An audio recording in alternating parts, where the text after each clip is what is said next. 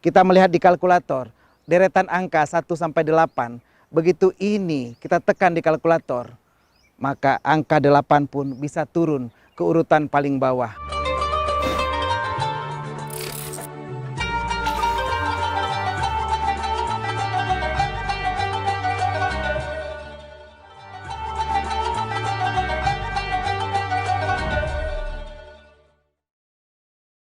Assalamualaikum warahmatullahi wabarakatuh. Innal hamdalillah nahmaduhu wa nasta'inuhu wa nastaghfiruhu wa nastahdi wa na'udzu billahi min syururi anfusina wa min sayyiati a'malina. May yahdihillahu fala mudhillalah wa may yudlilhu fala hadiyalah.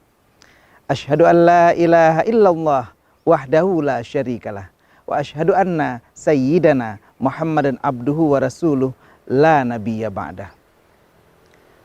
Puji syukur, mari sama-sama kita panjatkan kehadirat Allah Subhanahu wa ta'ala, di mana hari ini Allah masih mengizinkan kita, para pemirsa Puja TV dimanapun berada, untuk mengikuti acara Penyejuk Hati.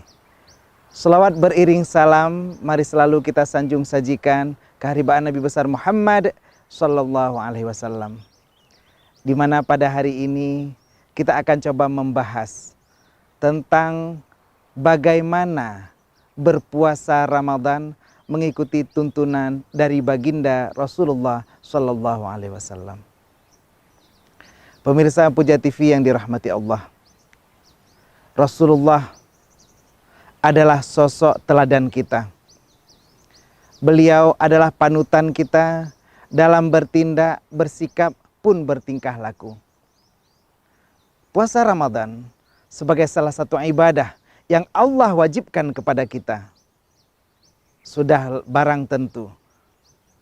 Tolak ukur dan contoh teladan harus kita ambil dari satu-satunya kekasih Allah yang ada di dunia, Nabi akhiruz zaman, yaitu Nabi Muhammad Sallallahu Alaihi Wasallam. Nabi Muhammad hidup di era jahiliyah.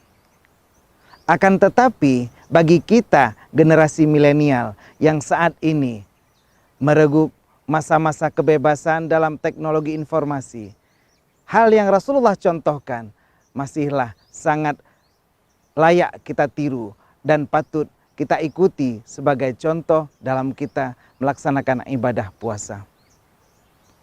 Ramadan hadir sebagai bulan ke-9 dalam urutan tahun Hijriah. Kita mengenal ada 8 bulan sebelum tibanya Ramadan. Muharram, Safar, Rabiul Awal, Rabiul Akhir, Jumadil Awal, Jumadil Akhir, Rajab, dan baru saja kita lalui bulan Sya'ban. 8 bulan ini memberikan pengaruh yang sangat besar bagi kita dalam kita menghadapi puasa di bulan Ramadan. Ma'asyiral muslimin wa zumratal mu'minin rahimakumullah. Terkadang kita saat menghadapi bulan Ramadan, kita bingung bagaimana saat kita akan masuki bulan yang seakan-akan begitu berbeda dengan 8 bulan lainnya. Banyak orang di bulan ke-8, di bulan Sya'ban, berbondong-bondong memborong sembako untuk menghadapi puasa Ramadan. Terlebih kita baru saja menghadapi wabah virus corona. Begitu banyak orang yang menyetok bahan makanan sampai berlebihan. Padahal Rasulullah tidak mengajarkan hal tersebut. Kita menghadapi bulan Ramadan sama seperti 8 bulan yang lalu. Kalaupun ada perbedaan, di sini kita berpuasa penuh 1 bulan. Akan tetapi seharusnya jatah makan kita dalam bulan Ramadan ini harus lebih dikurangi dari 8 bulan yang lalu. Banyak rumah tangga yang pengeluarannya meningkat di bulan ini. Karena setelah mengambil kalkulator, dia menghitung banyaknya kebutuhan yang ada dan harus dihabiskan selama bulan Ramadan. Maka akan keluar banyak angka dan hitungan. Bahkan terkadang orang yang menghitung dari 1 sampai 8 di bulan-bulan yang lainnya, penghitungannya akan jauh lebih besar di bulan Ramadan. Ada 8 bulan sebelum Ramadan. Akan tetapi kalau kita pahami, janganlah sampai pengeluaran kita di bulan ke-8 yaitu bulan Sya'ban jadi begitu membesar. Begitu membesar sampai akhirnya di bulan ke-8 ini pengeluaran kita meningkat. Kita melihat hitungan kita setelah menghitung 8 bulan lamanya, ternyata di bulan Sya'ban pengeluaran kita jauh lebih besar dan jauh lebih meningkat dari bulan-bulan sebelumnya. Kita melihat di kalkulator, deretan angka 1 sampai 8. Begitu ini kita tekan di kalkulator, maka angka 8 pun bisa turun ke urutan paling bawah. Ini karena apa? Karena pengeluaran kita di bulan Sya'ban saat menghadapi bulan Ramadan biasanya jauh meningkat. Dan ini tidak sesuai dengan apa yang diajarkan oleh baginda Rasulullah Sallallahu Alaihi Wasallam. Ma'asyiral muslimin wa zumratal mu'minin rahimakumullah. Rasulullah mengajarkan kita berbagai etika dan tips dalam menghadapi Ramadan. Dalam kesempatan singkat ini kita akan coba membahas beberapa. Yang pertama di antaranya, Rasulullah menyegerakan berbuka. Rasulullah saat tiba azan maghrib. Dan itu tandanya kita telah selesai melaksanakan ibadah puasa pada hari itu. Beliau akan segera melaksanakan berbuka. Akan tetapi tetap dengan makanan seadanya. An Suhail bin Sa'din radhiyallahu anhu qala. Sebuah hadis diriwayatkan dari Suhail bin Aden bahwa beliau pernah bersabda setelah mendengar Rasulullah, la yazalun nasa bi khairin. Selalu manusia ini mendapatkan kebaikan ma'ajil fitrah selama mereka melaksanakan berbuka dengan segera. Hadis ini muttafaqun alaih. Rasulullah selalu bersegera melaksanakan berbuka puasa ketika telah tiba waktunya. Dan ini dengan makanan seadanya. Bukan dengan hal yang kita persiapkan seperti 8 bulan yang lalu. Kita berbuka puasa dengan bahan makanan yang bahkan tidak pernah kita makan sebelumnya. An Anas bin Malikin radhiyallahu anhu qala Rasulullah sallallahu alaihi wasallam kana Rasulullah yuftiru qabla ayyusalliya. Dari Anas bin Malik, beliau berkata bahwa Rasulullah itu selalu berbuka sebelum sholat. Ala rutbatin, beliau berbuka di atas buah rutab, yaitu kurma kering. Fa illam takun rutbatun fatumairatun. Kalau tidak beliau temukan rutab, maka beliau akan memakan tamar atau kurma basah. Fa illam takun tumairatun hasayatun min ma'in. Kalau Rasulullah tidak menemukan rutab ataupun tamar, maka beliau akan membuka puasa dengan seteguk air. Begitulah yang Rasulullah lakukan saat berbuka puasa. Rasulullah juga mengakhirkan sahur sebagai adab kedua. An Anas bin Malik radhiyallahu anhu qala Rasulullah sallallahu alaihi wasallam tasahharu fa inna fis sahuril barakah. Hadis riwayat Anas bin Malik dari Imam Bukhari, hadis ke-1789. Rasulullah pernah bersabda, bersahurlah kalian karena dalam sahur itu ada keberkatan. Imam Muslim juga meriwayatkan hadis ini dengan nomor 1835. Kita lihat bagaimana Rasulullah melakukan hal-hal yang ringan dengan sahur yang sederhana, maka beliau akan tahan untuk berpuasa sepanjang hari dan tidak perlu berlebihan pada saat sahur dan berbuka. Selanjutnya, ketika beliau bersahur, beliau berniat untuk melakukan puasa, dan ketika beliau berbuka, beliau melakukan kembali doa seperti beliau sabdakan, yaitu beliau berdoa dengan zahabat dama'u wabtallatil uruqu wa thabatal ajru insyaallah taala. Dengan hal seperti ini, di saat berbuka puasa pun, di saat itu Allah turunkan kesempatan berdoa yang dikabulkan. Maka saat itulah Rasulullah berdoa, sahur dan saat berbuka. Apalagi adab dari Rasulullah? Yang ketiga yaitu menghindari rafath atau perbuatan keji dan tercela. Ma'asyiral muslimin rahimakumullah. Rafath ataupun perbuatan keji dan tercela itu adalah hal yang diperintahkan oleh Rasulullah Jangan sampai kita melakukan rafas saat berpuasa. Dalam sebuah hadis riwayat Hakim, Rasulullah pernah bersabda, bukanlah puasa itu untuk menahan makan minal akli wasyarbi, bukan hanya daripada makan dan minum. Akan tetapi dalam berpuasa juga diperintahkan agar kita menahan diri daripada lagwi, hal yang sia-sia, dan juga hal yang mengarah kepada rafas.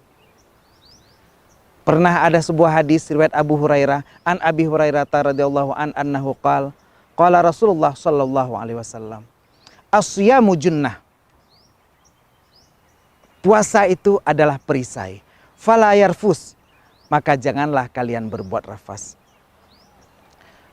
Berapa banyak dari kita yang berpuasa tapi menggunakan waktu untuk hal yang sia-sia, bahkan cenderung mengarah ke kejian, porno, baik itu porno aksi maupun hal lain yang berbau erotisme. Hal ini akan membuat puasa kita sia-sia. Rubba shaimin khattuhu min siyamihi al-ju'a wal atash.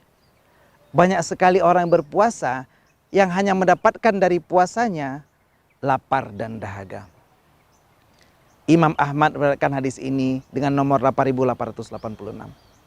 Begitu banyak hal yang membawa kepada rafas di dalam puasa, dan ini dilarang oleh Rasulullah sebagai etika saat kita berpuasa di bulan Ramadan. Ma'asyiral muslimin, pemirsa Puja TV yang dirahmati Allah.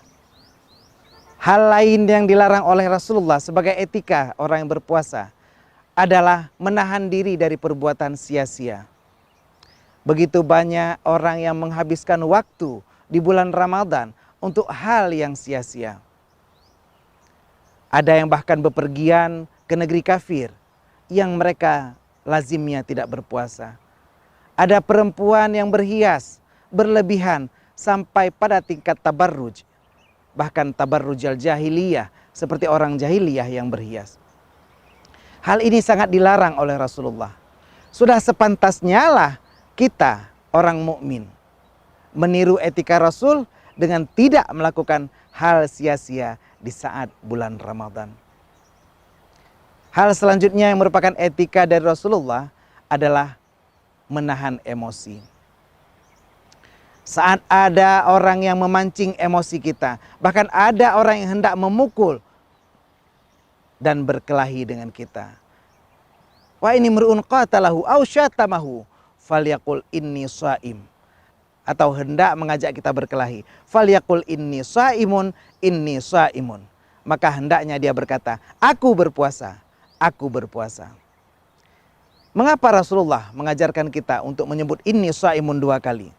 Karena ini merupakan yang pertama, teguran untuk diri kita sendiri, dan yang kedua adalah teguran bagi lawan yang mengajak kita berkelahi. Kalau kita paham bagaimana cara Rasulullah meredam emosi, maka saat itu kita akan menjadikan puasa Ramadan kita lebih bermakna sesuai dengan tuntunan dari baginda Rasulullah Shallallahu Alaihi Wasallam. Ma'asyiral muslimin wa zumratal mu'minin rahimakumullah. Rasulullah juga mengajarkan kita dalam bulan Ramadan agar tidak makan berlebihan. Tidaklah seorang anak Adam memenuhi bejana ataupun wadah yang lebih buruk daripada dia memenuhi perutnya. Kadang-kadang kita makan sampai berlebihan, dan inilah yang membuat kita malah mengurangi nilai daripada berpuasa ini. Bila memungkinkan, maka bihasabid ibni Adam makilat. Seumpama kita mampu menyetel tentang perut kita, maka kita akan membuat yuqimanna hasbal salbahu, agar kita seakan-akan cuma sanggup menegakkan tulang punggung kita. Kita buat agar perut kita terbagi 3. Sepertiga untuk makanan, sepertiga untuk minuman, dan sepertiga untuk pernafasan kita. Sulusun li ta'amihi, wa sulusun li syarabihi, wa sulusun li nafasihi. Kalau kita mencoba meniru Rasulullah dengan etika dan tingkah laku Rasulullah, maka hal inilah yang harus kita jaga. Jangan makan berlebihan. Ma'asyiral muslimin wa zumratal mu'minin rahimakumullah. Rasulullah juga mengajarkan kita selama bulan Ramadan untuk bersikap dermawan. Rasulullah adalah orang yang paling dermawan. Karena Rasulullah sallallahu alaihi wasallam ajwadan nas. Rasulullah adalah orang yang paling dermawan. Wa kana ajwadu ma yakunu fi Ramadan, dan beliau adalah sangat dermawan, lebih dermawan pada Ramadan. Hina yalqahu Jibril. Pada saat itu Jibril pun datang di bulan Ramadan kepada Rasulullah. Dan Jibril wa kana yalqahu fi kulli lailatin min Ramadan, dan Jibril datang kepada Rasulullah setiap malam di bulan Ramadan. Fayudarisuhul Quran, dan beliau mengajarkan Al-Quran. Fa Rasulullah sallallahu alaihi wasallam ajwadu bil khairi minar rihil mursalah. Maka Rasulullah adalah orang yang paling dermawan, bahkan lebih dermawan daripada angin yang bertiup kencang dan sepoi-sepoi. Sebegitulah begitu banyak dermawannya Rasulullah yang beliau contohkan terutama di bulan Ramadan. Dan hal ini patut menjadi sesuatu yang kita pertimbangkan, sesuatu yang kita tiru, sesuatu yang kita contoh dari sosok Rasulullah yang merupakan uswatun hasanah. Bila Rasulullah yang kita tiru merupakan suri teladan kita, orang yang menjadi panutan dan contoh teladan kita, beliau adalah sosok yang dermawan, sudahlah pantas barang tentu bagi kita untuk mengikuti kedermawanan Rasulullah. Pernah ada sebuah hadis yang diriwayatkan oleh Ali bin Abi Thalib. An Ali bin Abi Thalib radhiyallahu anhu qala Rasulullah sallallahu alaihi wasallam, inna fil jannati gharfatun. Sesungguhnya dalam surga ada sebuah kamar. Tura duhuriha min butunihi. Nampak dalamnya dari luarnya. Tura butuniha min duhuriha. Wa butunuha min duhuriha. Dan nampak dalamnya dari luarnya, nampak luarnya dari dalamnya. Berarti kamar inilah kamar yang tembus pandang. Faqala. Maka mereka bertanya, liman hiya ya Rasulullah? Untuk siapa itu Rasulullah? Maka Rasulullah berkata bahwa kamar ini akan disediakan untuk orang yang bersikap dermawan. Ma'asyiral muslimin wa zumratal mu'minin, pemirsa Puja TV yang dirahmati Allah. Kalau kita mengikuti apa yang diajarkan oleh Rasulullah, bahwa kita berharap tentang kamar yang tembus pandang untuk kita yang dermawan, yaitu orang wa at'amaha wa adamaha siyam, orang yang memberi makan sedangkan dia berpuasa, dan orang atabal kalam, orang yang memperbaiki perkataannya, wa shalla bil laili wan nasun niyam, dan sholat ketika malam saat orang sedang tertidur. Maka saat ini kita mengikuti apa yang diajarkan oleh hadis Tirmizi ini, insya Allah kamar di surga yang tembus pandang akan menjadi milik kita. Ikutilah etika Rasulullah dan jangan kemana-mana, tetap di Puja TV.